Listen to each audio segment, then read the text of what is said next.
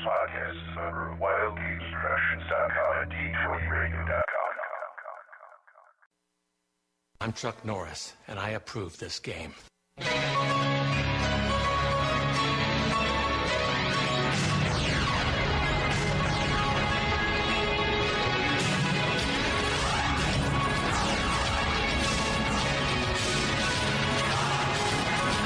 Welcome to the Roll for Initiative podcast. The Roll for Initiative podcast, volume number 3, issue number 114. DM Vince analyzes alongside DM Nick today. Hello, everybody. Today we're going old school, back to the old days when it was just me and Nick sitting side by side. Yes, side by side, thousands of miles away. Well, be quiet. Shh. The illusion. Blue, blue, Anyway, DM Matt cannot join us today because we're wishing him the best of luck as he's involved in a large, I believe, final round of the HeroClix tournament where he can actually win a whole lot of stuff. So, good luck to Matt. Yes, good luck, Matt, to you. Hope you win the tournament. That'd be fantastic. Yeah, if he wins, I believe he was saying he gets a badge and transportation and a bunch of other stuff to Dragon Con, or... Oh, sweet. Yeah, that's what he was wrote in his email to me. So hopefully he wins, and good luck, Matt. And hopefully he's not listening to this editing the show going, you beep, beep, beep, because he lost. You son of a beep. Yeah. So, it's been a week since we had a show. So, Nick, what have you been up to? Well, let's see. My friend Jeff started another new campaign. Oh, boy. Yeah. Just trying something out, see how everybody liked it, and it's really cool. We played last weekend. It was really fun. It's very humanocentric world. Not a whole lot of demi-humans around. So I think everybody's playing a human, and it's very much like Game of Thrones. It's lots of intrigue and backstabbing and death dealing and all that sort of stuff. So I don't know. I mean, it's different. I like it. So we'll see how far this goes with everybody. But that's pretty much what else is new. Anything with the kids campaign, or is that on hold for now? I just got to get everybody together on it. Maybe next weekend. Mm-hmm. I'll just see if I can get everybody together. So that's where that stands. That's awesome. Yeah. Well, I've been we had one session of our D6 MIB game online when I had Chris and his girlfriend, Shelly, playing in the game. And we did the first adventure. It went pretty well, but they disobeyed a direct order from the MIB director, so now they're in trouble. Oh, well, that's going to happen. Yeah. So we got Crispy coming in as the babysitter agent to keep control of the new agents in our next session, hopefully next week if we can get together. So is the head agent, the director, is he the Rip Torn character? No, actually we're following the storyline of the movies in the third movie that just recently came out. I don't know if you've seen it in anyone else. Yes, I have. All right, it's really fun. For those that haven't seen it out there, they had, since Rip Torn was in jail at the time, they decided to write his character out of the show and say he had passed away. Now hosting an intergalactic kegger. Zed. Yeah. I would have liked to have seen him in the movie, but, he went a little nuts there with the breaking and entering and waving a gun around, so he kind of went to jail. Yeah. So he was not available. So they wrote him out, and they put Agent O in charge, who was, remember the actress's name. Oh, well, whatever. Anyway, but she was in charge, and she was very moody to the agents, so. Yes. I really liked that movie. It was fun. Yeah. It was a lot better than the second one, I'll definitely say that. So what's your girl's name? Staryn? Staryn. Oh, yes. Yeah. Yeah. Yeah. She's Greek. Yeah, that was too funny. Staryn. Yeah, so hopefully we'll get to playing that next week. It's Emma Thompson. That was the name. Emma Thompson, yeah. I had to look it up because it was bothering me what the name was. And then they had Alice Eve play the young Emma Thompson character, Agent O. Yes. And I do have to say that Josh Brolin did an excellent job of imitating Tommy Lee Jones. Oh my gosh, that was so cool. Absolutely. Definitely. Anyway, and I was supposed to, and I'm really mad about this, supposed to have my face-to-face game yesterday. Well, by the time you hear this, will be a week ago, but 2 players out of the 6 showed up. The other ones decided to do a no-show, no-call, if you want to go by work terms. What? Yeah, we were kind of off for 3 weeks with not playing, and I mean, it was up on the meetup and it messages you like a week before the game. So there was really no excuse for not emailing me, texting me, or even just, sending a letter in the mail to me. I mean, that stinks. Yeah, it kind of I think it ticked off the 2 players that showed up and they wanted to play, but they seemed like they were tired and they understood, so they just kind of went home. We hung around for a couple hours and chatted about superhero stuff and argued about who would win in a battle versus this person or that person. Talk about the new Iron Man 3 film. Yes, the new Iron Man that just had come out. We talked about that and how I want to see that. How Robert Downey Jr. is not doing the Iron Man 4 so far. So there's going to be a 4th? Well, there was they contracted for 4 movies. And Robert Downey Jr. is contracted only through the Avengers 2 movie. So he's not doing the 4th one unless they convince him to. So I know what'll do it. Money. Yeah. Lots and lots of money. Well, I mean, they could always just put someone else in there. I mean, they could put Don Cheadle, move him up as the main Iron Man character to follow the comic books. No, I don't know. No? No. Trying to think who would make a good Tony Stark. I was thinking Ryan Reynolds would make a good one. Ryan Reynolds. He played Van Wilder. Him? Yeah. He was also Green Lantern, too. But oh, well. Because he's kind of like that. He's that sarcastic type of guy that I could just see him, if you just toned him down just a little bit with the sarcasm, he could probably fit the character. Probably. You put the goatee on him, I think it might fit. Yeah, just drop a little bit of the sarcasm, because he's way sarcastic, so. Well, Tony Stark was kind of, too. No, but, like, Tony Stark was funny sarcastic. Ryan Reynolds, like, he'll get on your nerves with his voice when he gets sarcastic. Oh, well, yeah. That's what I mean. Okay, I got you. Yeah, and I was also reading this weekend about the leak for the Justice League movie that came out. Oh, boy. Well, now what? Well, the rumor is that they're going to be having not Bruce Wayne as Batman in the movie. Okay. Yeah, they're going to have the other guy that took over in the comic books. When Bruce Wayne, I'm doing little quotes in the air, died. Oh, and you remember okay. at the end of the 3rd movie how what's his name was Tim was going into become the new Batman. Supposedly their rumor is that he will play it, or he will play Nightwing. So they're not sure which way yet. Oh boy. So we always got I am actually looking forward to Man of Steel. Yeah, me too. I've seen those clips of that. Russell Crowe as Jor-El is going to be great. I hope so. I think so too. And what's his name's going to be Papa Kent? What the heck's what's his name? Mr. Dances with Wolves. Kevin Costner. Oh, good, Kevin Costner. I like that. So I think it'll be a real good movie to see. I mean, I've liked that is going to be great, and versus the debacle went the Superman Returns. Oh my gosh! You noticed that with all the previews that they've shown, whether the movie theater or the sneak trailers, not one of them had the Superman music in it. Yeah, I'm wondering it's all different music. Yeah, I wonder if they're getting away from that whole cheesy, 80s music thing. That people loved it. I like the original Superman. Oh yeah, but I wonder if they're just trying to move away from that to try to separate the movies. Maybe. I just hope that in the new film they just kind of a wink and nod to the old film, like Superman 2. They got to throw in the line, "Kneel before me, son of Jor-El." Kneel before Zod. No? I'm sure they'll throw something in there. They always throw it in all the movies.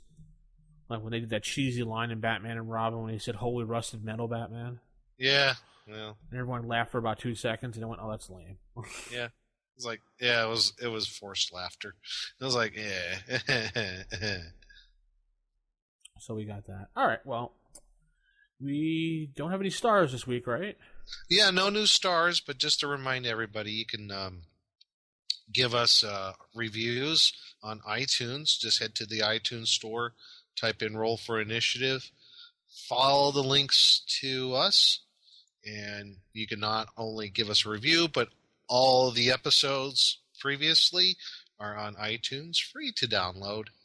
So give us a review, and we will be happy to read it on the show. And definitely spread the word around, because I know some people were having some issues with iTunes since we changed our feed, that it's not updating, and nothing we could do about that other than say unsubscribe and resubscribe. Yeah, well, we're doing our best to try acquire Apple as part of us, but we just don't have the money. Yeah, so we just don't. Or you can just always check our website, rfipodcast.com, and we have each show on there by volume on the right-hand side. This is Volume 1 issues, Volume 2 and current issues, which you can stream and download each show, as well as click directly for our RSS feed for the feed burner links. Has our there's a new to AD&D First Edition section where you can click and listen to the old shows. And so, speaking of things on the website, Todd Hughes had come up with an article. I'm not sure if we mentioned it last show, but it was Home Sweet Home rules for his +2 to save. Take a look at it. It talks about some house rules and what to do in certain situations. He has some great charts on here. Yep. So, the +2, the save articles are coming back in again. So, and I guess I can make the announcement. There will be another Blackstone's Vault. Yeah, but you've been threatening that for a while. No, I have it. I know what I'm going to review. You have good authority from Blackstone. There'll be another one, huh? Yes, I do. Okay. And I'm hoping that within the next week there will be a review from him. So just trying to work those in, and I would say probably you're going to see about 1 or 2 a month. We'll throw in there, and now that he's got some material and he's down, he's done conquering the lands around his domain. So he's going to take some more time off and do some reviews for all you folks. Definitely, and we're put it on our Facebook. We had someone drop a link in for the. I forget the person's name, and I apologize. He's going to be doing the movie for the Jack Chick track from the '84 Dark Dungeons, the movie it's called.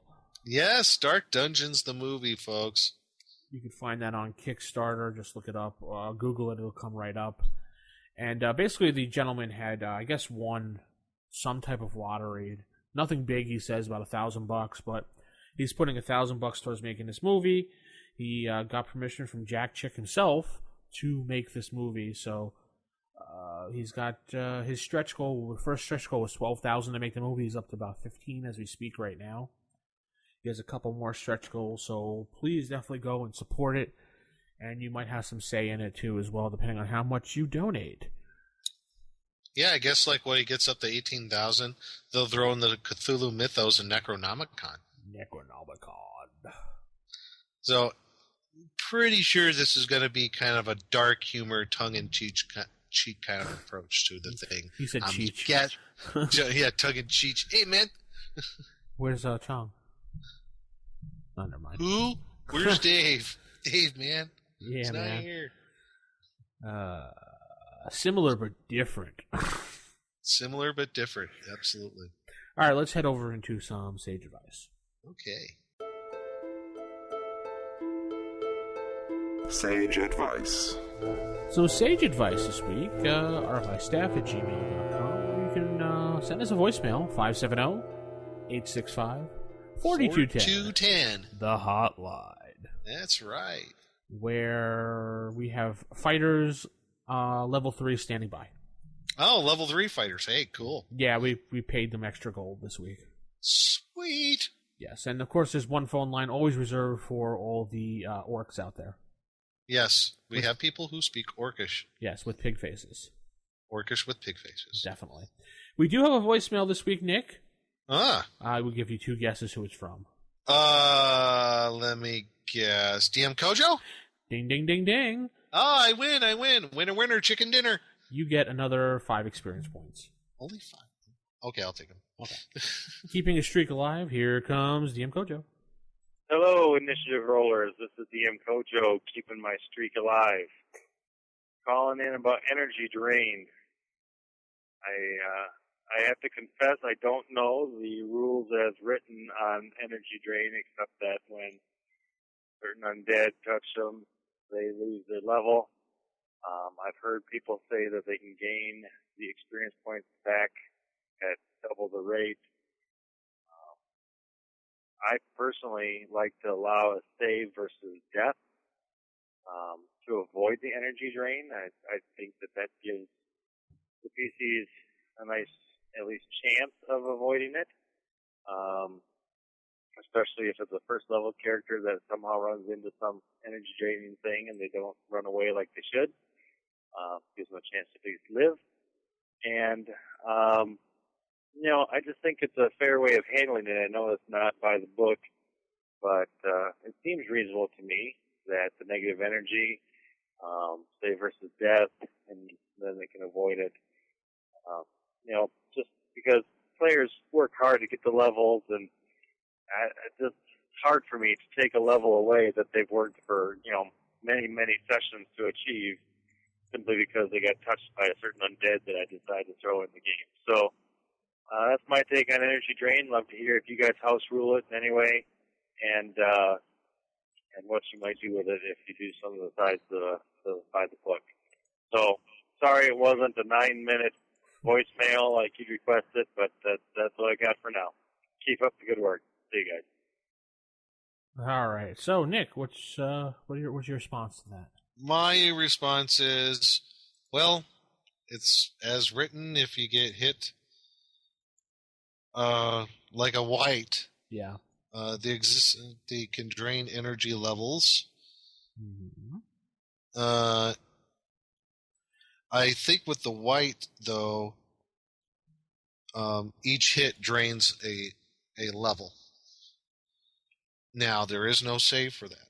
No, there is no save for that. So, I just go by as it's written. I mean, some people, I guess, like, I don't know. You can, I guess, throw a save versus death in there if you want. But I just go as it's written. I mean, you're not going to be throwing whites against like a first level party. That's just too crazy to do. You just gotta, some common sense there. Yeah, but yeah, like he said, would double the amount of hit points back. That's kind of, I've never heard that. I heard that might be nerfing it because the DM feels bad, or. Yeah, I've never heard of the thing like, well, you can earn your levels back by double the rate. I've never heard that before. That sounds like a house rule thing to me as well. As far as house rules, I've seen DMs nerf it as far as doing temporary statistic or stat drains instead of level drains. Yeah. But if basically the thing, it comes down to this: if you don't feel right using it, don't use the monster just because it's there. Right. Just don't use it. Just don't use it. If you're not like comfortable, I said, you don't throw monsters like a white or something else like that could drain levels against like a first or second level party. I mean, that's overkill. And even if the party's 5th, 6th, 7th, 8th, 9th level, and you don't want to drain their energy, don't use the monster just because it's there. And don't be like, well, I like using every monster. Well, don't use it, dude.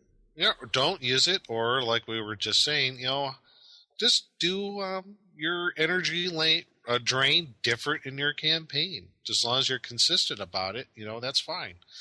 Yeah, or if you want to do the energy drain, the level drain, say it happens for that battle and they have to rest 24 hours to gain each level back. Yeah, that would be fair to do. That sounds right to me. Every day they rest, they gain a level back. You could say it that way. But I removed the special defenses off the white if you're going to do that. I think you also said to me once that some people they'll use Constitution, they'll get hit, they'll lose a point of con, or something like that. So you could do that too. That could simulate life levels or energy levels. I mean, Hold on. I don't know. Yeah, so Kojo, sorry if you feel that bad about being a DM and taking levels, then don't use it, or just use something else.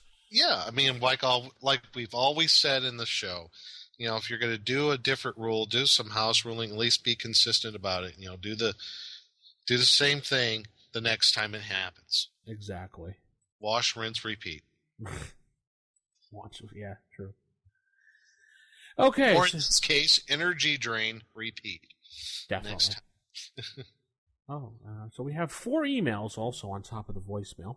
4. Awesome. Yeah, first one comes from DM Steve. Steve-O at the copy machine. Anyway. Steve-arino. Yeah, no, not that Steve. Hi guys, I was wondering if there were any subdual rules for dragons like there is in basic D&D. If so, what are they? Wow, Thanks, DM what Steve. a great question. Well, there are rules like that, and Nick and I were discussing before the show. It is in the Monster Manual right there for you to read. Yes.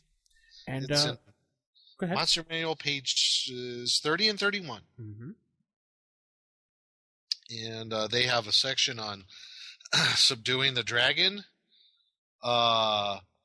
They give an example how subdual happens.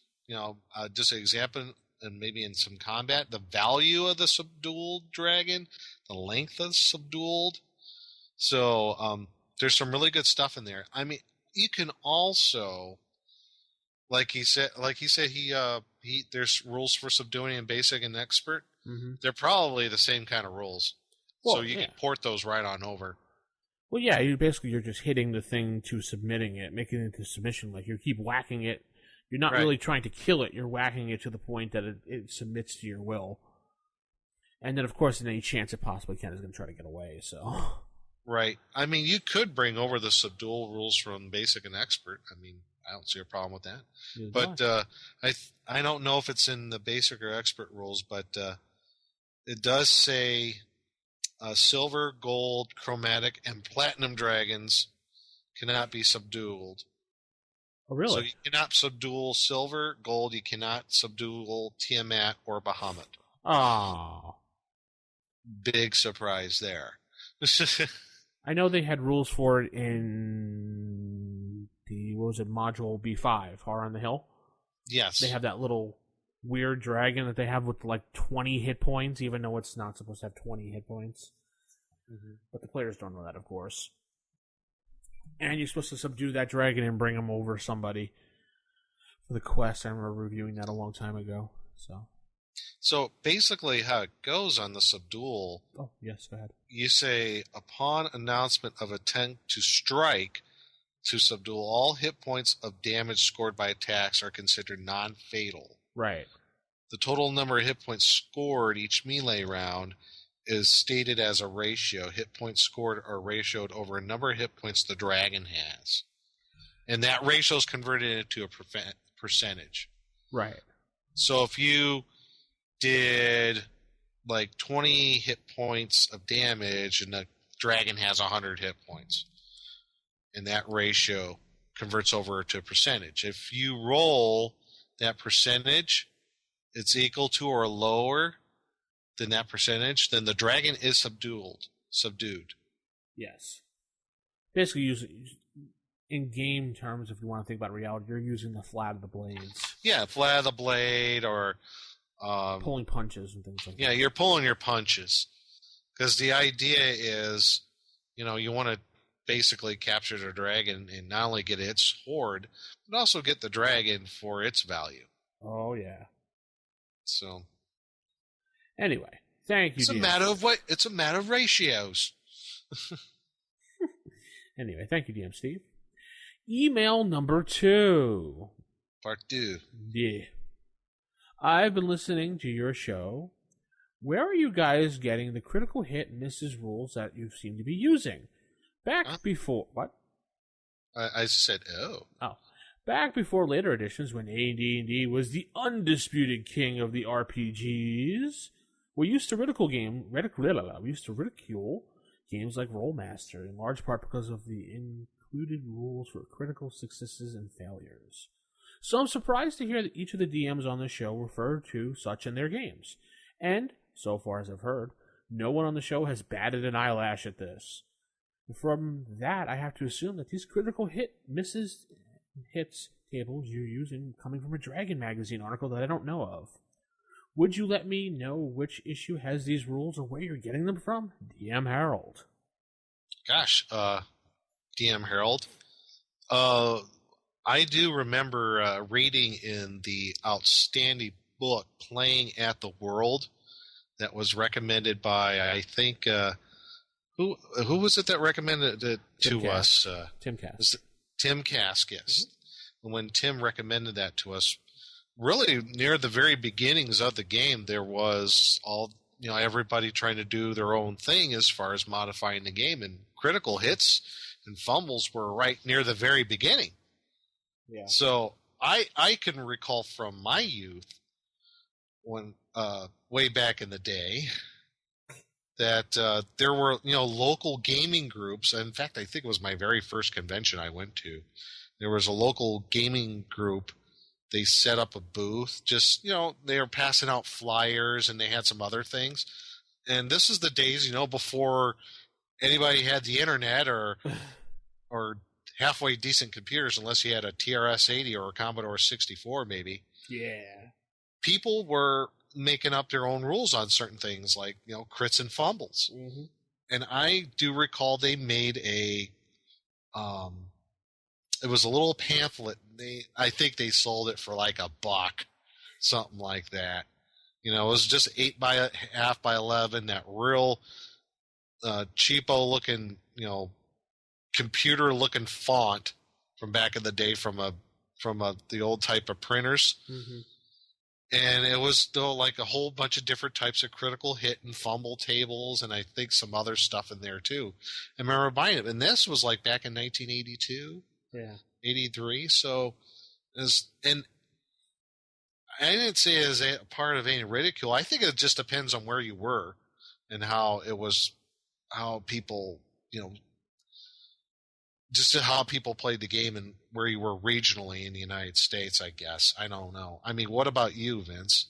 I learned the critical hits and misses from the great Joe DM.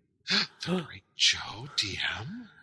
Yeah, as I stated in the past, his critical hit stuff and critical miss stuff, I don't know where he got them from, I don't know. But I've seen other DMs do other various critical hits and not. When I played at a bunch of conventions, I've played with people that played with Gary on his porch. Mm-hmm. So I think it was something that Gary had done all along as his own house rule, and it just kind of spread out as other people discovered it or just made up their own rules. And, oh, Gary does that? I do that too. Cool. What does Gary do? Oh, he does the same thing as me. One of those things. What did it become official in second edition was, maybe? I think it came on later on in second edition, the player's options or whatever book that was. I didn't get that one. Yeah. But there was an add-on that you could do critical hits and fumbles. I know the Hackmaster, when they did their book, they had definitely added the critical hits and fumbles in there. Oh yeah, absolutely, and it pretty much was kind of a knockoff of Rollmaster, the critical hits and fumbles. Very detailed. Yeah, that big chart. Yeah. Oh yeah, I had someone I know made a custom Excel spreadsheet with macros running, so all you had to do was plug in your percentile number and some other number, and boom, there's your critical hit. So as far as like finding any critical hit tables, there was an issue of Dragon. I don't remember off the top of my head. It was really early on though in Dragon Magazine that I was in there. There was a critical hits and fumble kind of article. But you could do a search on the web. Just type in AD&D critical hits and fumbles, and I'm sure something will pop up. And see what you like. If it's to your liking and want to introduce that to your game, by all means do so. But I think one of the unwritten rules you gotta have with critical hits and fumbles is it goes both ways. Monsters do them too. So you got to be. I think that's even playing ground. It's not just the player characters that get the critical hits and fumbles. Monsters get them too. Yeah, of course. If you do it, monsters do it. Both. Yeah, I think a lot of players forget this. Like, oh wow, man, I could do 2 times damage, and this could happen. Yeah, I know, but you know what? If you get smacked in the face by an ogre and he gets a natural 20, yeah, he could do the same thing to you, kiddo. So just don't, hey, all's fair in love and war, buddy. But it did become an official adaptation to the game in 3rd edition, but then they had that stupid confirm stuff, which I couldn't stand. Roll 20 and you have to confirm a hit to make sure it was a critical hit. Oh, yeah, I've heard people doing that too. I'm like, that's kind of redundant. It's a natural 20. Yeah, they're like, oh, you got a natural 20. It's like, yes, double damage. No, you have to confirm that was a confirm. What? Yeah, it was one of the dumb things I really couldn't stand. Yeah, that I don't get. I house ruled that out when I played 3rd. But, okay, there you go. Anyway, thank you, DM Harold. Email number 3. Hi guys, I am new to the game and I have a question. It seems that the numbers for a thief in the player's book are a bit low. Have you guys come up with a better system for rolling the things that a thief does? Roger T. No, I haven't. I just use what's there. Vince? No, I haven't. Basically just used what's there, but like we've always said in the past, it's only a guideline. Just because it says that the thief has 35% doesn't mean he always has 35%. True, and don't forget there's other modifiers for race, for dexterity. So, got to factor those things in there too. But if say after the race and dexterity and that's all modified in, the guy has whatever 35 or 40, whatever. There's always the environmental factors of some of the things as well. So if they're a crowded place, maybe the DM can give an extra 20% because there's a lot of people and it's easy to pick pockets in there. So it all depends. It's only a guideline. Those numbers are a guideline for the DM. They're not the end-all, infinite, right. Too bad, that's the number. You know what I'm saying? Yep. You feel me, player? I'm feeling you, man. I feel your pain. Oh, yeah, and Nick just found, you found a critical hit and fumble table at Dragon's Foot, huh? Yes, I did, and awesome. Boom, there it is. That's the one I use. Is that all right? So, we'll have to give it to Matt, and he'll put that in the show notes. But there is one available at dragonsfoot.org. Yep, you can find it through their links through first edition AD&D resources. Mm-hmm. And I think it's under articles. But we'll put that in our show notes, and you can take a look at that, see that's to your liking. I use that one. It's pretty simple. It's actually a good. I think if I got this right, that this one. It actually has, based upon.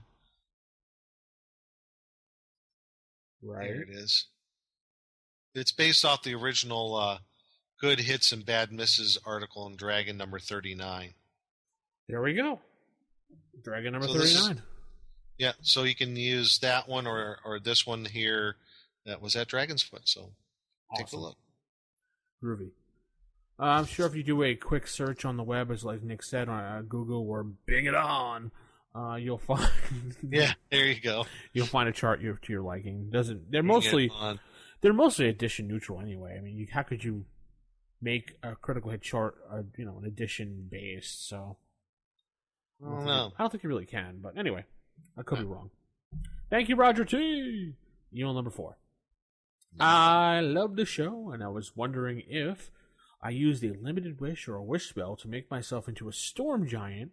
Would my ability scores increase with my size, along with my damage and hit points? Would those increase as well? Alex. Well, after reading... Damn it. Yeah, after looking at this... if you used a limited wish spell, you're only going to get the ability increases for a limited time, since it's only a limited wish.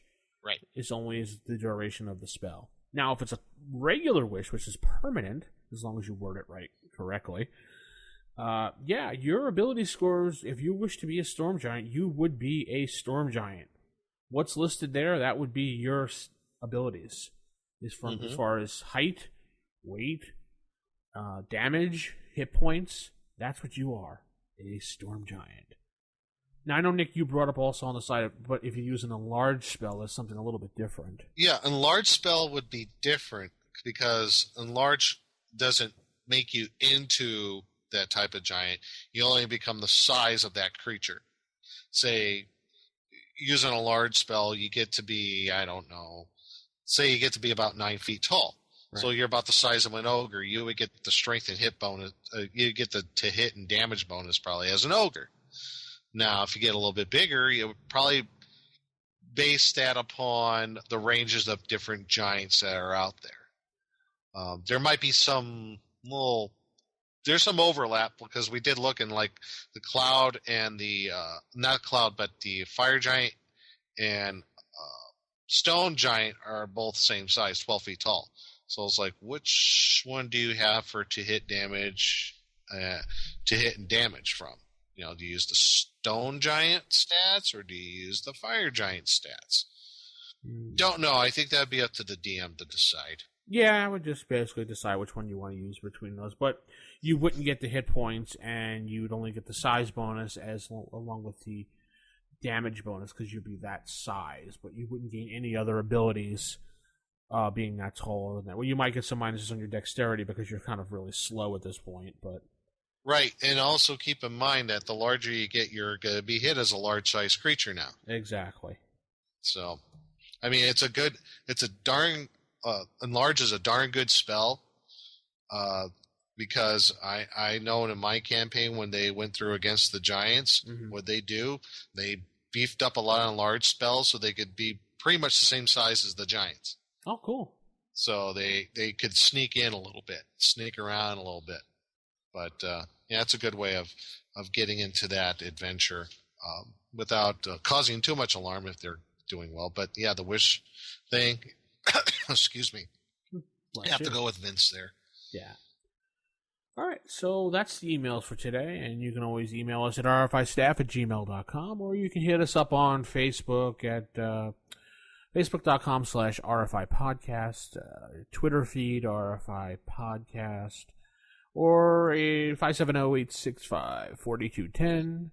And our forums at osrgaming.org, where I'm getting to be better about being on there. Yeah, so yeah, you're up to did post 12 posts, right? Oh. Well, a recent post I just did this past week.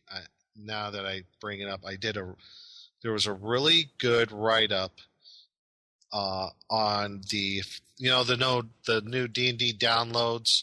Yeah, thing that's been going on if not everybody is aware of it, I'm sure they are out there right now, is all the old classic D&D adventures, and a lot of the rule books and everything are available for PDF. And one of the cool things about the PDFs is they have really cool write-ups about especially the adventures. How did this adventure get made? What's it about? Some of the backstory on the adventure. And there was a real good one on the Forgotten Temple of Tharizdun. Mm-hmm. And I posted a link to that, to D&D Classics, about how the Forgotten Temple of Tharizdun module is supposed to have been linked up to some other adventures. It was supposed to have been linked up to actually Temple of Elemental Evil, too. Ooh, cool. So I thought there's supposed to have been a link between all those originally, between that, Lost Caverns of Zoicanth, and Temple of Elemental Evil. So, yeah, take a look at osrgaming.org. We're on there. Definitely. And we'll head into some table manners. Typical. Of all the evil creatures in the world, I'd like to find one with table manners. What, are you kidding me? I spent years cultivating the worst table manners on the planet. Table manners. So table manners this week, we're going to talk a little bit today about... we're going to pull out and dust off Dungeon Magazine number 10. And we're going to review... Hold on a second. Let me get out. There we go. Get the dust off that thing. Yeah, it's kind of dusty. Been a while. We're going to review something that a lot of people talk about. Monsters. Now, you would think, well, why don't you just use your creature feature theater? No. We're going to talk about running adventures with monsters for the PCs. You being the monster. Yeah. So what we got here is in Dungeon Magazine number 10, there was actually a submitted adventure by, what was his name? Vince. Oh, no, not me. Vince Garcia. Vince Garcia. And it's called Monster Quest, which is kind of awesome if you look at it, because you get to play these different type of monsters, and you have to like be sneaky about it. It's not this straightforward, but you can be straightforward. But it's a really interesting quest playing different monsters. An ogre, I believe, a goblin, the weak little goblin picking his nose picture there. There's a were-rat. Yeah. An orc witch doctor. Yes. And a pixie fairy that's kind of like hiding, but hanging out with the group. Yeah, so they said she's kind of like following the group around. Yeah. She's following around, like, I guess either hiding or invisibly following them around. Yeah, so you have Bert the Ogre, and they have stats for him as there. Bert, yeah. They have the Orc Witch Doctor, and then the Were-Rat, and then Glitch the Goblin. Glitch the Goblin. Poor Glitch. Poor Glitch, yeah. I like the picture of him, like, picking his nose. Yeah. And yeah, by the way, the Glitch the Goblin who's picking his nose, he's the cook of the orc tribe. Ew. But he looks like a monkey, doesn't he? Yeah. That's weird. They all look like monkeys. They all look very simian. Yeah, except for weird. the were-rat, of course. Well, yeah. Who looks like a were-rat. The witch doctor looks like he stuck his finger in a socket or something. Yeah. He looks really bad. But those are your choices, and it does say if you have more than that for players, that the rest of them just become regular orcs. Yeah. And to refer to the monster manual for that. But these are an interesting combination because the hit dice are, we're looking at here. Okay, so the Goblin is a 1-1. We have that. He's the weakest one of the group, so I don't know if anyone really wants to play him. We have a hit dice for the Were-Rat of 3+1. Hit dice for the Orc Witch Doctor of a 2. And the Ogre is a 4+1 hit dice. So it's a little bit mismatched as far as what the levels are. But I think it kind of works out the way it is. They're not weak. So, unless you play the Goblin, of course, and he's pretty much a wimp, and the adventure pretty much wants you to kill that character anyway if you read it. Right. In fact, I think at one point concluding the adventure, it says that if he comes back, the head of the orc tribe punishes you for bringing him back. I know. I mean, that's so mean. I'm like, but he did a great job. No, I wanted him dead. And if he does die, he rewards you by leaving you alone for a week. For a week. Yeah, and he doesn't torture you for a week. He won't torture or pester you for 1 week.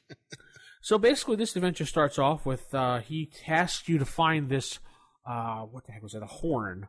Yeah, the orc the orc tribe leader, he lost his magical drinking horn. He went into basically an old abandoned, I guess, witch temple that was originally dedicated to the goddess Bridget. And when he went into this temple, he saw something that, well, he didn't say, scared him so much he dropped his drinking horn. He's been using every excuse since then not to go back. Yeah. So he gathers up this little band of wishy-washy group people there, hands you the map to where the temple's located, and says, don't come back until you bring it back. So then you leave out on your adventure, and you have this long, convoluted, really dopey thing you have to read to the player characters. Mm-hmm. That says, oh, oops, you see this group of humans coming your way, so you decide to hide in the bushes because you're scared, and then you realize, oops, you dropped the map. Because the goblin hit into you and knocked it out of your pouch. I was like, what? But I guess it has to do with the story. So they pick it up and they realize that it's a map written in Orcish and it's the land, so they like, oh, we have to bring it back to our fort and save it for Roger the Moor Ranger. Yes, I love that, Roger the Moor. Yeah, what a kiss to the butt on that one was. So when he comes back in a week and he can decipher it. So I mean, out of So you got to go to this Fort Bravery. But out of 50 people at that fort, only Roger the Moor knows how to read this map. Yeah. Anyway. Nobody else. Yeah. So, nobody else. So you have to basically go, you could follow them back to their fort, and then you could figure a way to get into the fort without being spotted. Through the sewers. Through the sewers, which is kind of interesting. I did find one sewer thing that kind of threw me for a loop. Which one was that? Tunnel D with the giant centipedes. There's there's 5 different tunnels that you can go down. Okay. Yep. And one of them's going to actually lead down to where you need to secretly get into the fort, hopefully. Now, Tunnel D, there's these giant centipedes. Now, maybe I read it wrong, but I read it like 3 times. I'm like, okay, that's what it says. Okay. Giant centipedes, if you get hit by them, you don't get any bite damage, but you have to save versus their venom. Yes. Right? Now, it does say healing spells are ineffectual against the damage caused by the centipede's venom. Right. Next sentence. Only a neutralized poison spell can remove the damage of a PC. Oh. Right. Wait a bit. Healing spells but isn't neutralized poison kind of like a healing spell? Yeah. That kind of threw me for a loop there. I'm like, wait a minute. Okay, healing spell. Maybe they just mean like cure light wounds or something like that won't fix it, but you have to have a neutralized poison. Maybe they should have worded it as only a neutralized poison can stop the deterioration of the damage of the poison. Right. That maybe would have fitted better, or maybe the neutralized poison will stop the poison from causing more damage. Come on, editors, TSR, what were you thinking? I don't know. Roger the Moor was busy that day. Roger the Moor was busy, yes. And they also have one of the tunnels where you're supposed to flesh it out on your own, apparently. Yes. Which is C, I believe. I'm looking here in the book here. Yeah, C is like, do whatever you want there. Yeah. This is purposely left for the DM to flesh out if he desires. Otherwise, the PCs will realize they're going the wrong way. Okay. You keep traveling and traveling and you just go nowhere. Guess that's the wrong way, on guys. the road to nowhere. Come on. But Tunnel A is the right path. Yes. Tunnel A. And has a nice carrion crawler in there. Yay. Oh, God, yes. Which but the carrion crawler is very happy. Yeah. Because he gets fed. He gets fed. Because there is some eat poo. I kind of get it, but I don't get it. So there is this ladder there that leads up to a barrel. That's a fake barrel, which is kind of a hatch in the barrel. Mm-hmm. And I guess the leader of the fort goes there and drops food down there, and the carrion crawler eats his food, and he figures, oh, that carrion crawler will be enough if anybody tries to break in. Right. Yeah, he figures that's good enough. No one will figure this out. Come on. No, Roger the Moor wasn't that very bright, was he? No, Roger the Moor is away right now in his retreat up in the forest. So. Yes. Remember, he comes like once a week to check in or whatever he does. Oh, yes.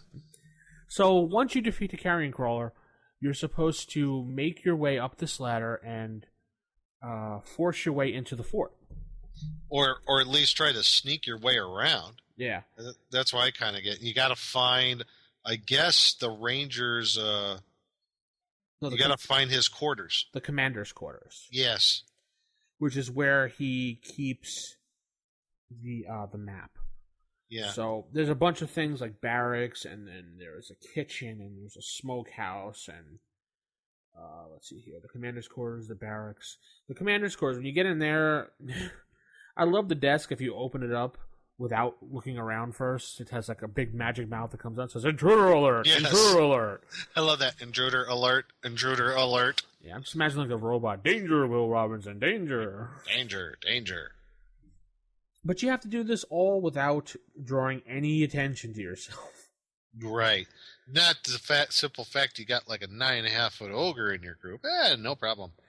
But if you time it right and you do it at night, you should be able to do it because most of the soldiers are in the gambling room? Yeah, there's like a recreation room. Yes. Where a lot of them hang out at night. That's where most of them stay.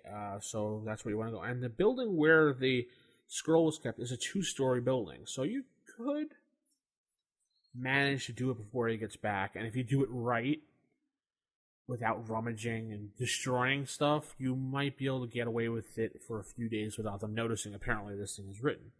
So in a way, like this first part with the fort, you would think most players would think when they get these creatures the play, they're like, oh yeah, man, now we could be the monsters, like do some payback. Not so fast. Oh no, because you don't want to fight these people in the fort. There's 50 people in this fort. Right, you got to be stealthy about it. I mean, you might get in a little scuffle here and there if you're lucky to kind of like, maybe somewhere in the shadows or behind closed doors, but there's plenty of hack and slash in here later on. Yeah, so after you, let's say you successfully manage to cover your tracks, lead, and go back the way you came, cover it up, make it look like nothing ever happened, the thing tells you that you have a couple days head start to running away. And if you decide, screw the map, you could wander aimlessly around the forest trying to find the temple. You could do that, yes. Which is not recommended. Not recommended, but can be done. Yeah. There's several things along the trails. There's the chance encounter meeting Roger the Moor, who is a 7th level ranger. I hope you don't run into him. Well, hopefully the ogre gets the first swing. Hopefully. Now, there are some encounters along the trail, at least one I know in particular. When you go down, there's Trail B, where you encounter some wolves. Now, since the goblin's in the party, apparently the goblin, there's a wolf cub in the cave. The wolf cub will respond well to the goblin, and you could probably take the cub as a pet. Yeah, if the goblin is picking his nose or whatever. Right, or being hostile and throwing rocks and sticks at it, but who knows? So, yeah, you take that path, you run into that, so you got to go back on the trail, and then if you find Trail C, which I find interesting, just kind of winds around to the temple. That's it, just winds around. Mm-hmm. Or you can go fight the giant bumblebee. A giant bumblebee. I thought that was cute. Which is 6 hit dice bumblebee. That's pretty big. That's like a blam. I'm a big bumblebee. I know, it's like the size of a small child. That's huge. 6 hit dice. Actually, that's bigger than the ogre, technically. Yeah, technically has the size of a Cadillac. 30 hit points, AC 5. Okay, yeah, that's a Cadillac-sized bumblebee. And you have to worry about being stung for poison. Oh. Yeah, 1d6 plus poison sting. I guess save or die. No, I think it's a poison.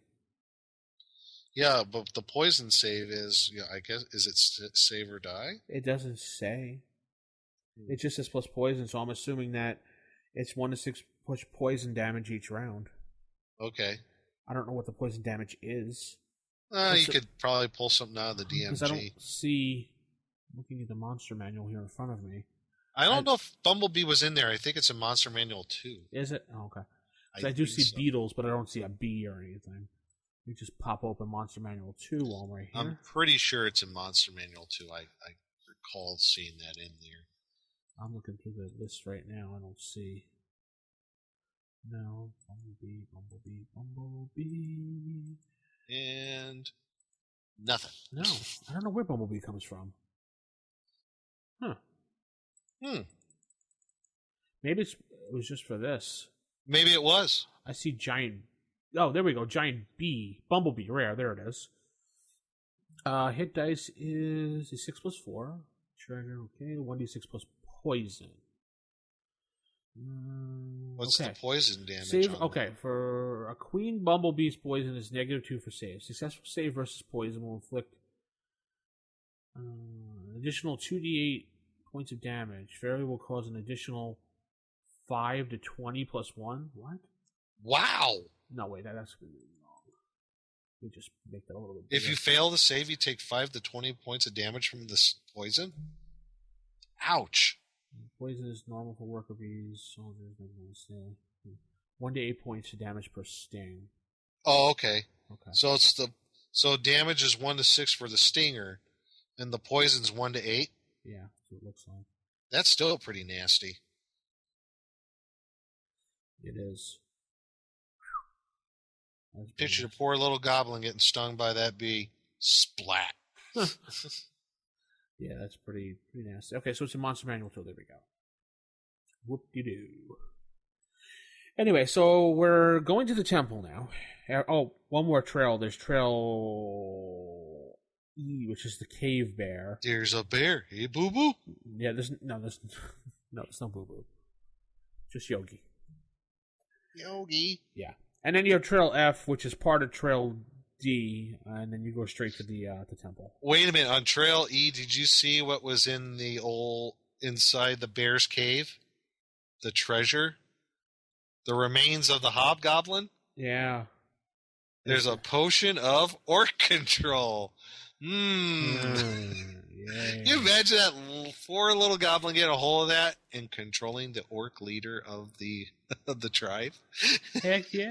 That would be funny. You must floss my toes. Yes, master. Tell everybody they love me. Sure. Love him. So we love him, yeah. So we have 6 sections to the temple's main area, level 1, before going on to level 2. We have the stairway, which pretty much nothing happens there. The platform, the west platform, on number 2, and then there's number 3, east platform. There's nothing really there as well. There's when you get to 5. Yeah, when you get to 5 is when they got the elevated throne, which you can find. There's nothing in there, actually. It's actually empty. It did hold a scepter at one point, but it's empty. Why they bother telling you that, I don't know. Yeah, I know. It's like, why is that in there? That's useless. I was just rereading it now, and I was like, oh, a scepter. I'm like, wait, it says is empty. Well, why tell me? I guess if you want to add it in later on. And then we get to the high altar. Yes. Where the Sturges are waiting for you in the hiding. Yeah, great. Sturges. Love blood drain. Yum, yum, yum. Yeah. But they have no treasure, so too bad. And and then you get to the columns towards the back end, where we have how do you pronounce that? Jakuli? I thought so, Jakuli. I've never used that monster actually. Out of the Fiend Folio. Yeah. There's an actual Fiend Folio monster in this adventure, everybody. Yay. So there's I also, a little side note, there is another adventure in this magazine. They use 2 Fiend Folio monsters. Ooh. And one of them was a protein polymorph. Cool. I have never seen that. First adventure ever seeing, like, there's a protein polymorph? What? Anyway, sorry, I had to throw that in there. It's just anytime you see an adventure where there's a Fiend Folio monster in there, it's like so glaring. Wow. So the stairways actually are at the beginning of the temple. You just kind of, when you get there, you don't really notice it unless you really look around because you're just like enthralled with the temple. But they are there leading down, which is dug into the side of the hill. So where these stairs go, they go down. Down, and then you go downstairs. Yay! Downstairs. Then there's a kitchen there. Yeah, I notice every time when there's like food around, they have to mention the ogre can smell it. Yes. And there's a bunch of rooms down here, but the most important room to point out is number 9. Hold on a second. What? Back up. Where the Jakuli are? Yeah. Another magic item. Oh, yeah, the arrow of orc slaying. Yeah, there's an arrow of ogre slaying. I just find it hilarious that there's all these magic items in there that could be used against party members and such. Yeah, you can betray everybody. So the little goblin gets a hold of all these things, he can like rule the whole entire adventure. So yeah, but actually it says with the Jakuli before, it says if the Glitch the Goblin goes up, they ignore him. Yeah, because he's too small. They don't care about him. They're like, meh. So apparently Glitch the Goblin is the linchpin of the whole campaign here. Yeah. You look at it and go, oh, he's weak, he's stupid. But meanwhile, this little dude is going to be the one walking out with everything if you play it right. Yeah. So anyway, we go down the stairs. Yay. Okay, yay again, downstairs, sorry. You know, I was kind of confused. When you go down the stairs, where exactly does it lead to?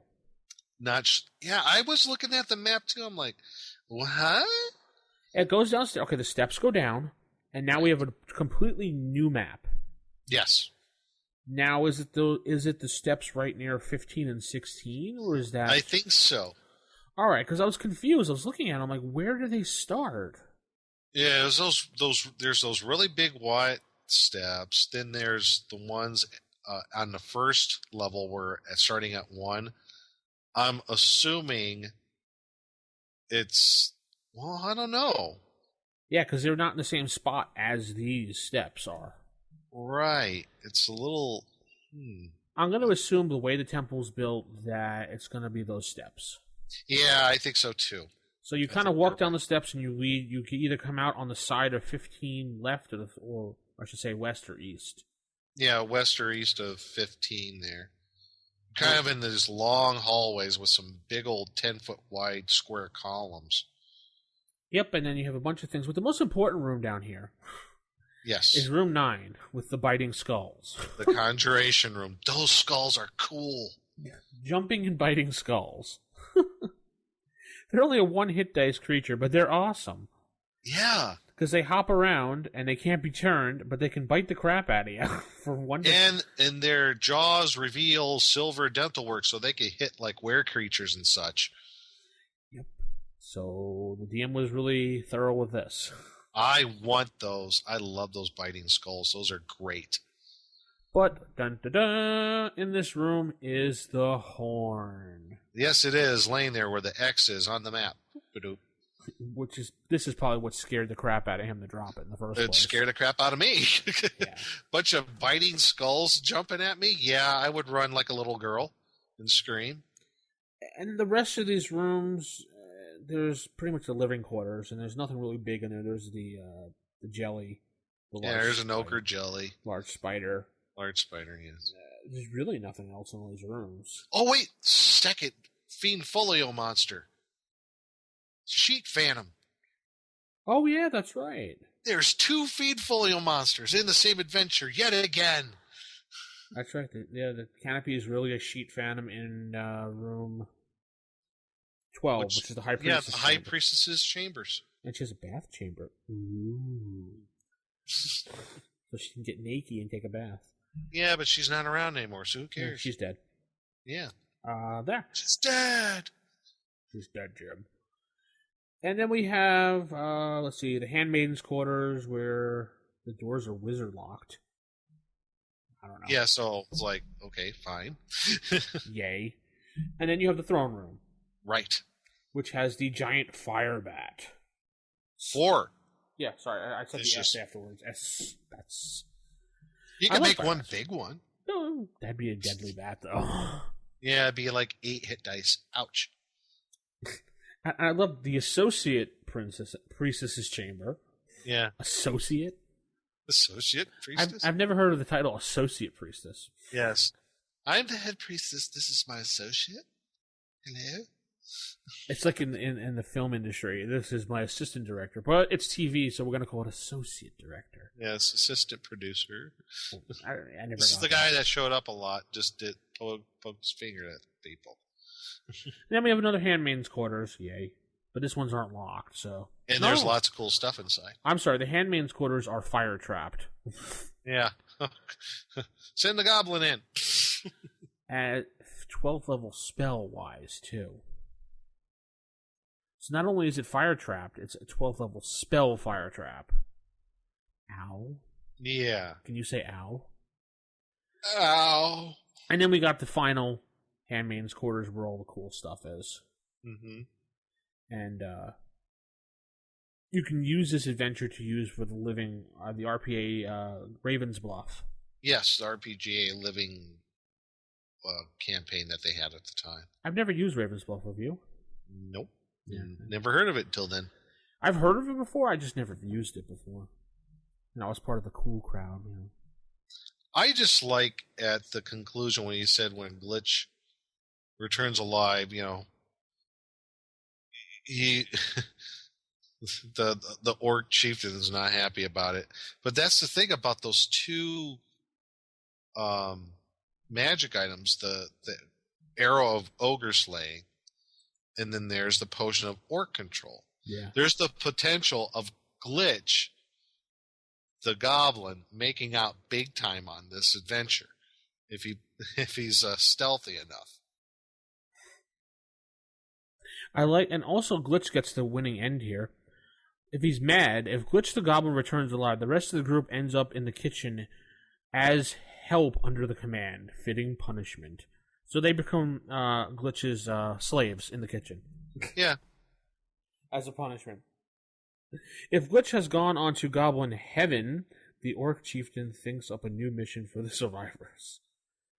There just happens to be a high-level ranger who's been giving him some problems, is a suggestion. Oh, Roger the Moor? Roger the Moor. So, what do you think of this adventure? You know, I thought it was really fun. I think it's a really fun adventure to have. Just something different. This would be a good one-shot, you know, just kind of a goof-off adventure. If you really don't have anything planned and everybody else just wants to try something different, this is a good way to go. Yeah, definitely. Especially if it's like being, I did read this, but I wasn't fully prepared for it. If I knew, I probably would have given it to the group of 2 players just to do it for the heck of it. I mean, this would be fun to run at I think this would be fun to run at a con. Yeah, it's a good con. I mean, a great con one-off game, you know? But, yeah, hopefully. It says you can use regular PC characters for this, so I'm trying to figure out how you would do that. Well, you just rewrite it and just, instead of an Orc Chieftain, maybe a Dwarf Chieftain. Or Gnome Chieftain, I don't know. Yeah, I guess so. But, well, if you... And you wouldn't use the pre-gens. Yeah, you wouldn't use the pre-gens and use a regular party. So when they drop the map and the humans find it... Well, maybe you don't have them drop the map. Maybe the map got stolen. You can say they stole it from them, maybe? Yeah, and this is like a fort of brigands. Yeah. Alright. Guess that works. Yeah, that's one way, just off the top of my head. Because I was thinking about that before the show. I'm like, well, how could you use this for PC? Yeah. And I'm like, well, if you make them all PCs, the chances that one person might be a human. If they're not, then it'd be kind of cool to do it, because then you could say the humans found this map, and they're all too stupid, and they can't speak Dwarven, or they can't speak Elven. Mm-hmm. And now it kind of work. And then they say they took the map back, so Roger the Moor can read it. Because Roger the Moor's a ranger, and he's probably Elven, and blah, blah, blah. Yeah, you might want to change some things, some of the random encounters around, like the Roger the Moor, maybe not have him as a random encounter. I don't know. But as far as, like, the fort, maybe, yeah, the map got stolen by these brigands, and you could still have the dwarf chieftain, maybe he was in there, he dropped his magical drinking horn. True. So, I mean, dwarfs get scared too. So, I don't know, I still think, as the adventure stands, that's where it is really fun, because you're using monsters, or considered monsters, as player characters. Mm-hmm. And I think that's, as written, that's what you want to use it as. But if you don't want to, I guess you can modify it. Why not? So there you go. Pick up Dungeon Magazine 10. There's some great adventures in there, but this one in particular is something interesting, because a lot of people are like, oh, I want to play a monster. So here you go. Yeah. I also like, in this particular issue of Dungeon, is the one about the towers. Oh yeah, that looked good too. Yeah, that Secrets of the Towers adventure, really cool, folks. I'm telling you, it's a great way to introduce some mystery into your game. Like Scooby-Doo mystery? More like, not Scooby-Doo mystery. Hey, Scoob! Hey! Come on, gang. We got a mystery to solve. Let's split up. But it's like one of the Secret of the Towers, great adventure. I'm going to introduce that in my campaign. It's really cool. Cool. So, Dungeon number 10. There you go, folks. And we'll head into some DM rules next. I don't know who you are. I don't know what you want, but I have a very particular set of skills. Skills I've acquired over a very long career. Skills that make me a nightmare for people like you. I will look for you. I will find you. And I will kill you. So DM rules this week. You hear Liam Neeson tell me he's going to find me and try to kill me. I'm going to find you. I'm going to hunt you down. I'm going to kill you. And I will kill you. I love that bumper. Anyway. There's not enough time. Let's go. Yes. So we're going to talk a little bit about allowing PCs to make monsters as their characters. Yes. I've done this in a couple campaigns, and it doesn't really last longer than a couple adventures because then you kind of get bored after a while. Mm-hmm. Because rolling up monsters is a little bit different than rolling up regular PCs because they're not as intelligent mostly and very limited on what you can become. Yeah, like who wants to play like a black pudding? I don't think anybody's really going to play a black pudding, Nick. Maybe a brain mole, but not a black pudding. Brain mole. But I have always aspired to play a brain mole psionicist. Oh, yes. I've done campaigns where I gave the PCs a choice of a goblin or an ogre. Not an ogre, I'm sorry, an orc, excuse me. Maybe even a kobold. Sure.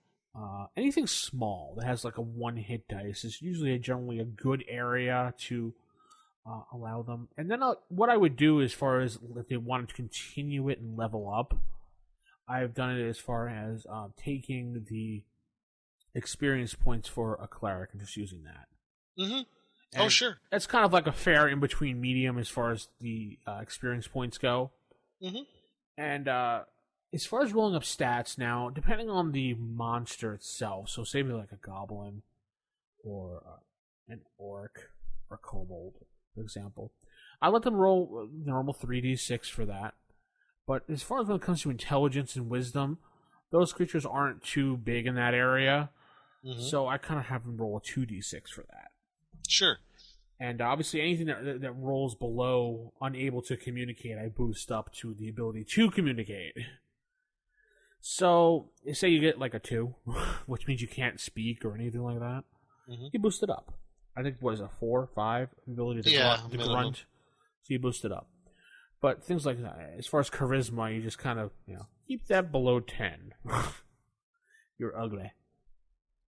But everything else is pretty normal. Like you could do Constitution normally, Dexterity normally, because you could be really quick. So that's how I've done that. As far as hit points, since most hit dices are 1d8, unless otherwise stated, which I don't think I've seen too many in D&D say otherwise.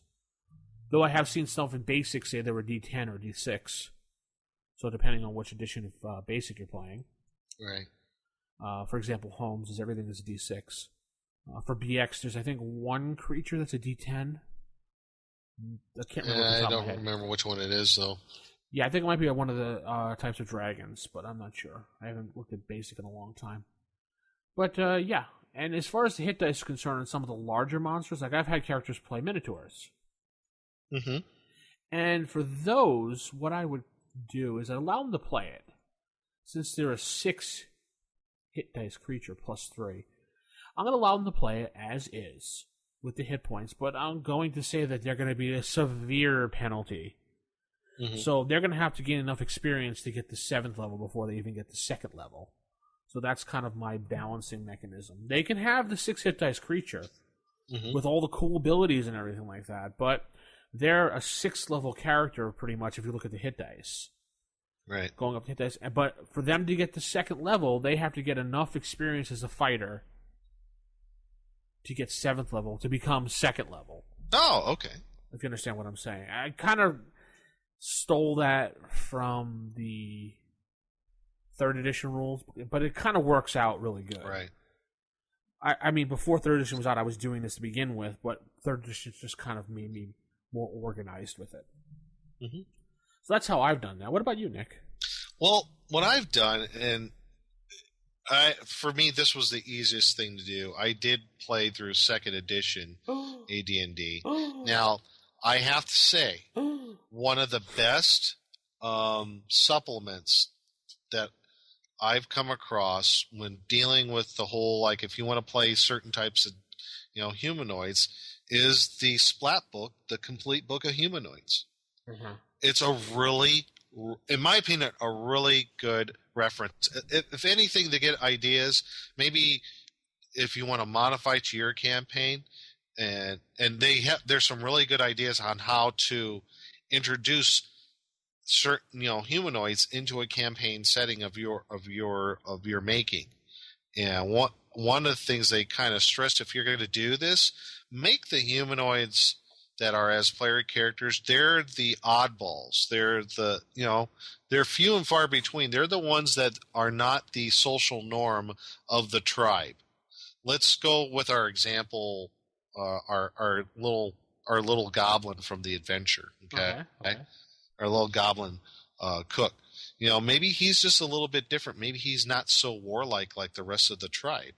So maybe his alignment might be different. He might not be typically lawful evil like most goblins. Maybe he's lawful neutral.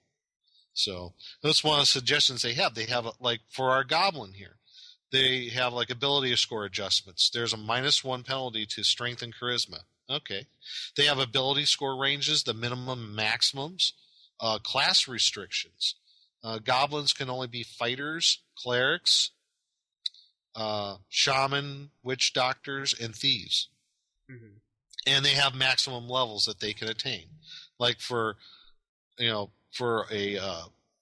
goblin fighter, he can reach a max of 10th level. Okay.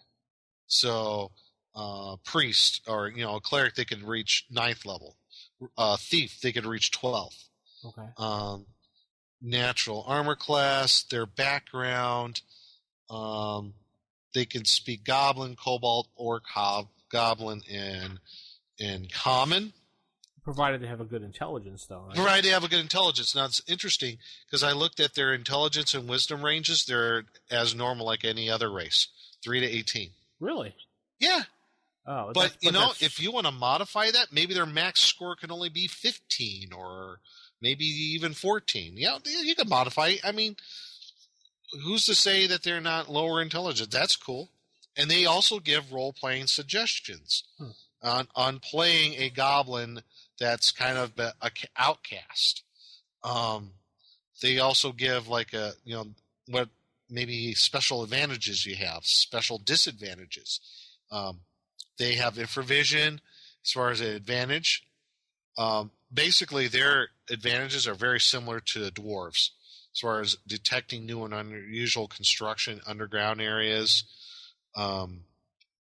Disadvantages, though, bright lights hurt goblin eyes. They get a -1 penalty when they are in sunshine.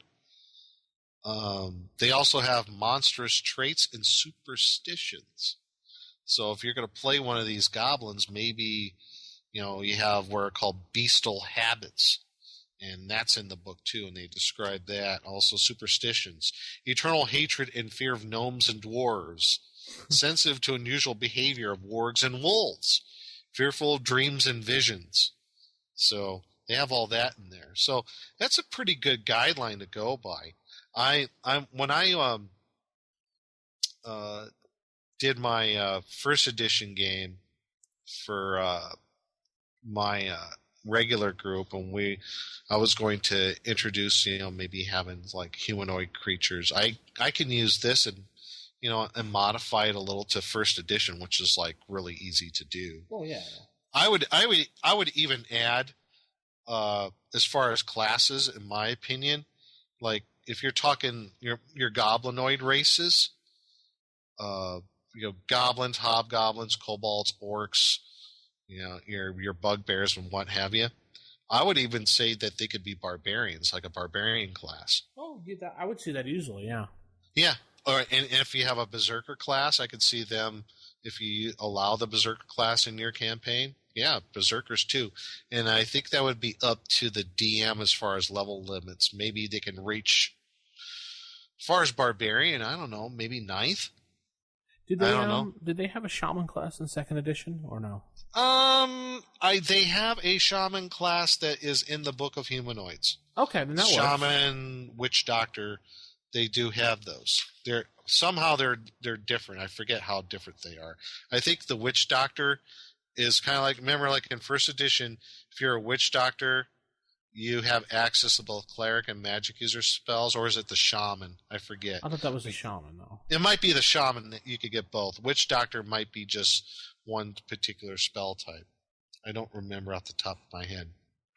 I remember you were talking about Minotaurs. Well, there's also write-ups on Minotaurs in here, too. Oh, really? Okay. Like the Minotaur, you get a +2 bonus to strength and con when rolling them up, -2 to wisdom and charisma. So they got their minimum and maximums in here. Like the strength is a minimum of 12, maximum of 20. So, but the cool thing is, I'm looking at the Minotaurs. Like I do remember, we were playing years and years ago. We were going through Temple of Elemental Evil, and I think almost everybody in the group, we were playing humanoids, and one person played a Minotaur, and I think she played a Ranger Minotaur, which a Minotaur can be a Ranger up to 8th level. They could be magic users up to 8th level, thieves, witch doctors, fighters up to 12th level. So there's all these other things about Minotaurs in there if you want to introduce them in your campaign. So I think it's a really good reference. You can modify it to first edition, like I said, real easy. I would highly recommend this book to anybody who wants to do it. But if you are going to do it, in my opinion, I think you want to limit it to your goblinoid races and a few others, like maybe your Minotaur, lizard men. They do have a write-up on the half ogre and the ogre in here, but I have a real hard time of introducing races that have more than a lot of innate magical abilities. So something like a vampire or something. Right. I wouldn't do that. I mean, they have write-ups in here for Ogre Magi, for Ogre Mage. Ogre Mage, that's really powerful. Mind Flayer? Not Mind Flayer. What if I want to be, say, a brown mold? Then you're playing the wrong game. Oh, okay. But they have in here all the different humanoid races: Aarakocra, Alagai, Beastmen, Bugbear, Advanced Bullywugs, Centaurs, which would be cool. Yeah. I've always wondered why Centaurs were never a basic character race. I thought they would be really cool. It might be a cool race, and you'd have to modify it pretty big. A Naga. Ooh, wow. Yeah. Make them more like human-like. Oh, I shouldn't say human-like. Two-legged like. Was it bipedal? What I can't pronounce Bipedal. it. Bipedal. Thank you. Couldn't pronounce it. They do have in here the Sauriel. The Sauriel from Forgotten Realms. Remember the dinosaur-like creatures? Oh yeah, I forgot from like Azure Bonds. Yeah. Yes, they do have write-ups on the Sauriel race. You got kobolds, both types of gnolls, the gnoll and the Flind. I played a Flind in that one campaign I mentioned. I named him, what was his name? Errol Flind. Another good race to start out, and I don't know how you do it, because he kind of needs to be in water. A Nixie. Yeah, I think. Oh, they have pixies in here. Yeah, pixies I've seen, but a Nixie would be cool. Yeah. And a nymph might be actually kind of work. You can work. No, it's too hot. No, hit dice at 3. That's not that bad. Yeah, you could work that in. But the cool thing is, they have for each of the humanoid races in here, if you're going to use any of these, they do. I mean, they accumulate hit dice and everything, just like in that class that they're playing. Yeah. So that makes it easy. Now, as far as like other races, like there's some of these I just look at, I think they'd just be too overpowering, like the Ogre Mage, Pixie, Swan May. Swan May has innate magical abilities. Those just kind of like, I don't know. This just kind of makes them overpowering in a way. What if you want to be like an otter? An otter? Yes. Well, if you were playing Hackmaster, they do have the Otter Men. Or you could be like an owl. An owl? Play an owl? Yeah, it's a 4-hit dice creature, so. A giant owl? Okay. Sure. But, I don't know of any other, besides the later editions of D&D where they had, you could play like almost anything. You could play like a gelatinous cube or a rust monster. But you know, it'd be kind of cool. A whole campaign, the whole party is pixies. That would be fun. Yeah, just a one shot. Like everybody's a pixie, and they have to go take out something. Or yeah, maybe a vicious group of leprechauns stole their. They're always after their Lucky Charms. I don't know. Or a quasit. Quasit. Oh my gosh. Group of quasits and imps. Or just be like a rat. That would be so cool. Oh, that wouldn't be so much fun. No, I think more intelligent creatures would be fun. Or how about like a rot grub? Now that's ridiculous. Now I do recall in the Dungeon Master's Guide there was that one page where it said Gary talks about monsters as player characters. And yeah, he says, I don't recommend it. I don't recommend it. His words.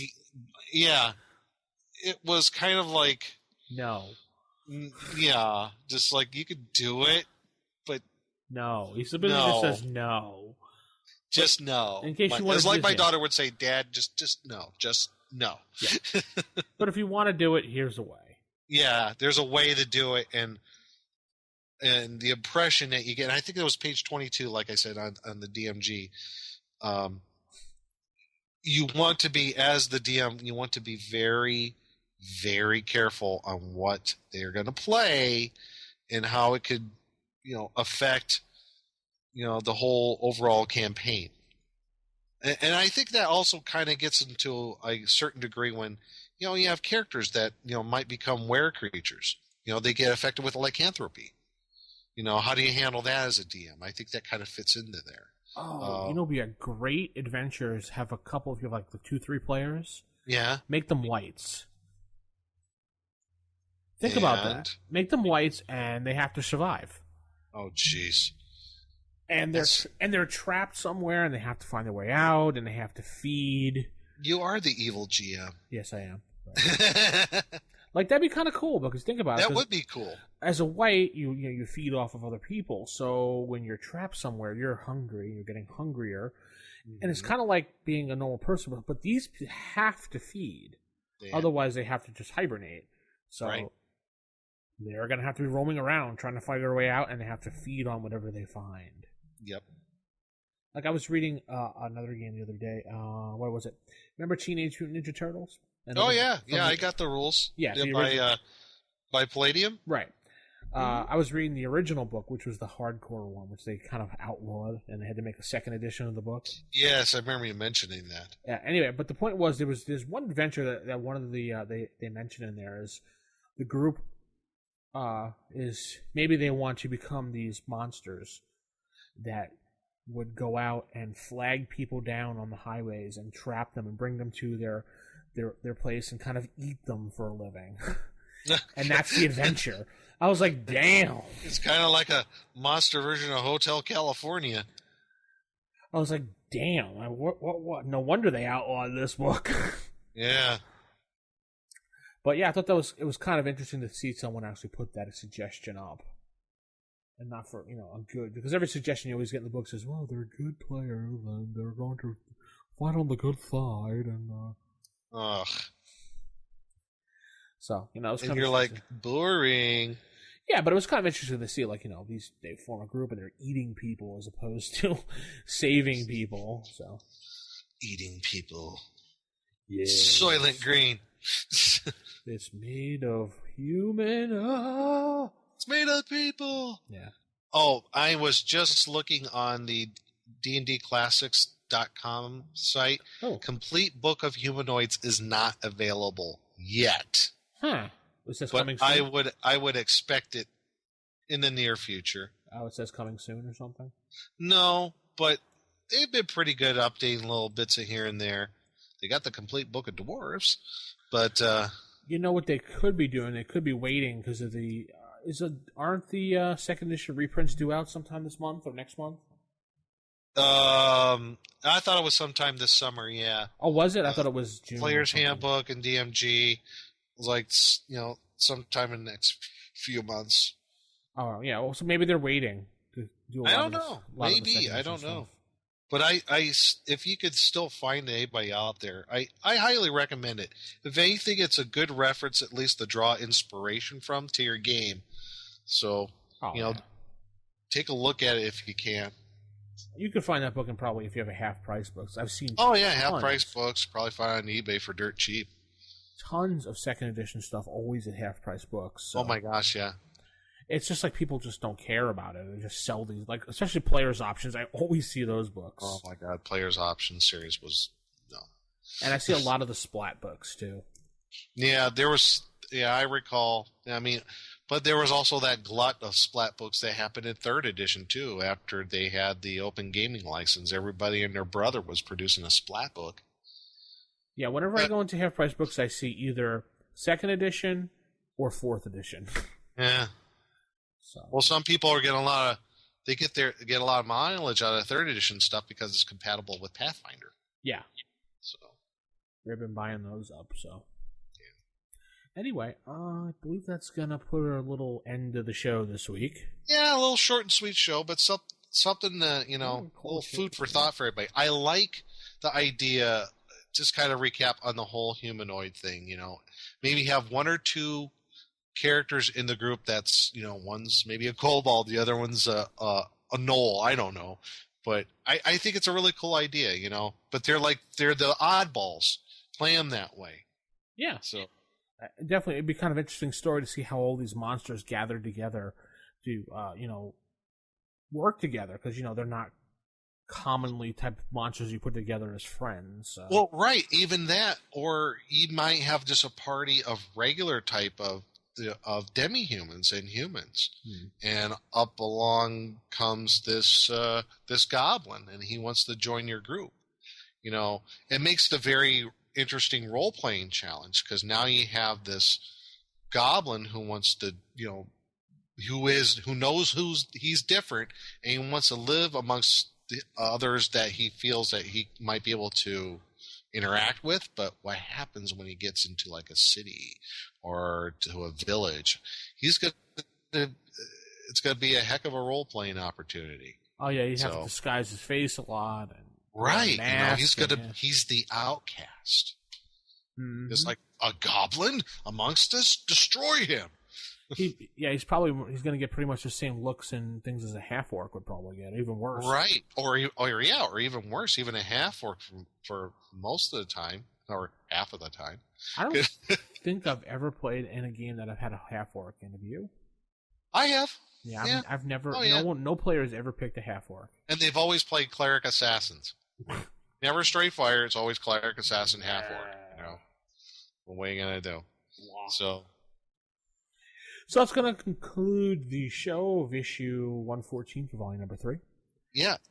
Before we close. Oh, okay. I would like to put this out to anybody who's actually done this in their campaign.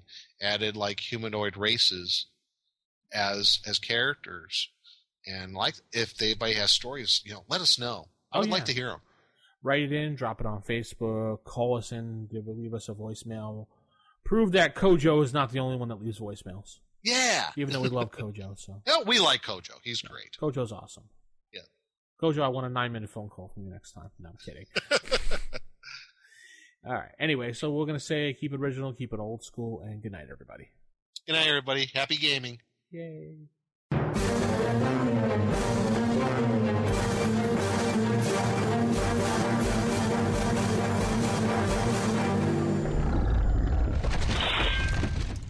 Roll for initiative.